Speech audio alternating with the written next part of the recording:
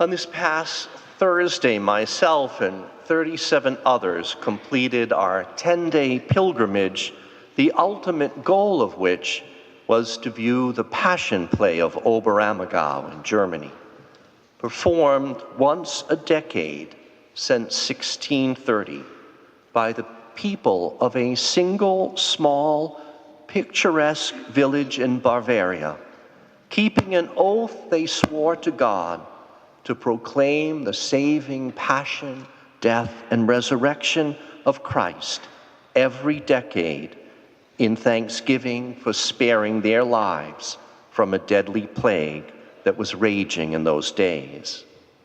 Ironically, the play was delayed 2 years since its planned performance in 2020 because of the present plague, COVID, initially as deadly, which unfortunately is still circulating even in these days.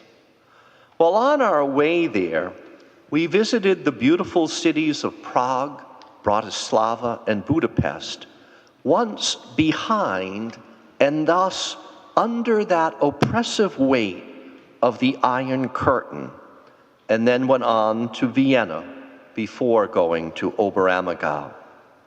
Our journey concluded in Munich, a very historic and beautiful city, but one marred by its close connection to the rise of Nazism, and one proximate to the remains of Dachau, one of the very first of the Third Reich's many concentration camps, where the cruelest of atrocities were committed.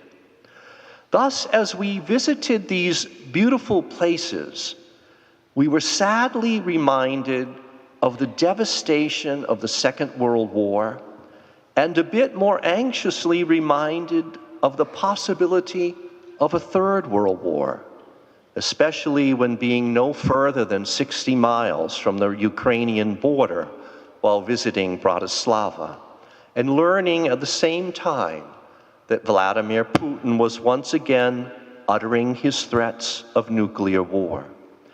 Indeed, there was so much natural beauty to be seen, so much art and amazing architecture, so much evidence of faith, past and present, but also so much evidence of former oppression, of man's terrible inhumanity to man, and proximity to a present war to starkly remind us that such threats are never truly behind us. Nor are the unpredictable forces of nature, as a pandemic is better controlled perhaps, but not yet ended, and news on international broadcasts was also that, even in Europe, of the devastation being wrought by a storm named Ian in places so very familiar and also dear to many of us. Indeed, the past 2 weeks on pilgrimage were enjoyable, yet at the same time, they were very sobering. Really, a very good illustration of the message in the scriptures today, as the prophet Habakkuk poses his deeply felt and challenging questions to God. Violence. Why do you let me see violence, but you do not intervene? Why so much destruction and the misery that follows? Indeed, as we turn on the news, all of us can see the same and wonder why. Why so many threats to well-being and safety from sources seen and unseen, from forces human and natural? Why so many threats to security and freedom? Why so many things that disturb our peace with anxious worry or grief at such senseless losses of life or property caused by our fellow human beings or even Mother Nature herself at times? Yet when the prophet boldly brings these troubling questions before God, there is an answer given to him, And it is the same one that we must try to hear and accept anew. The answer is that the vision still has its time. It will press on to its fulfillment, and if we wait for it, it will not disappoint us. So we too must join those original disciples in asking Jesus to increase our faith. Our faith in that vision, which is nothing less than the coming of a kingdom that is to be without end, a reign that will include all who hear the voice of God, who keep faith in God, who trust that God is ever working in the world in ways often subtle as not to be readily noticed or clearly seen.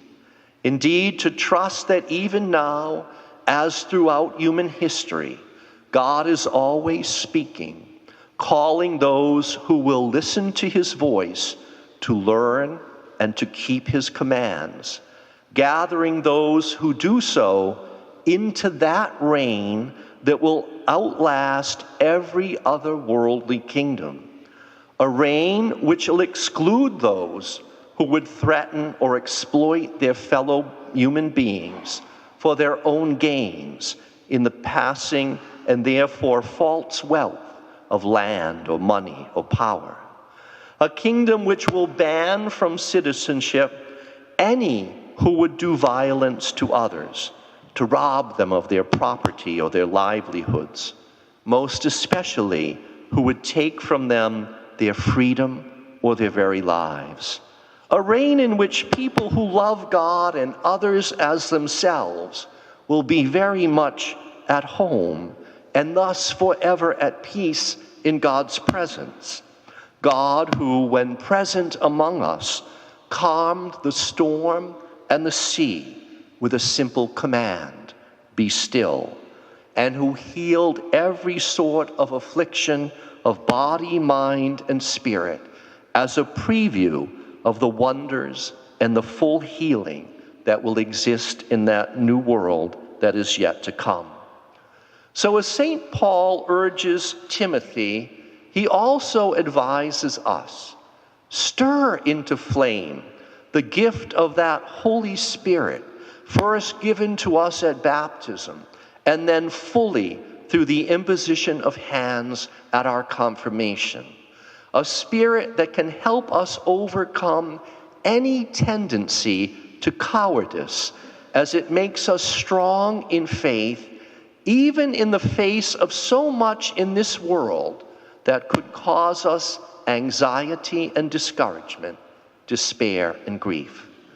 Let us then continue to be docile enough to let that Spirit work, creating and recreating us anew, again and again, more perfectly into the image of God. Thus, as people of love and compassion, we will eagerly keep God's command to bear one another's burdens and bind one another's wounds as we make our way together on this pilgrimage we call life, through a world that, yes, is beautiful, but at the same time, often frighteningly unpredictable and at times quite dangerous. So no matter what, let us not lose sight of the vision, but press on toward it, never losing hope, because we support one another in faith to live love as we move toward that day and that place which will not disappoint. The day God's kingdom will come in its fullness, and as it does, we trust every tear will be wiped from every eye.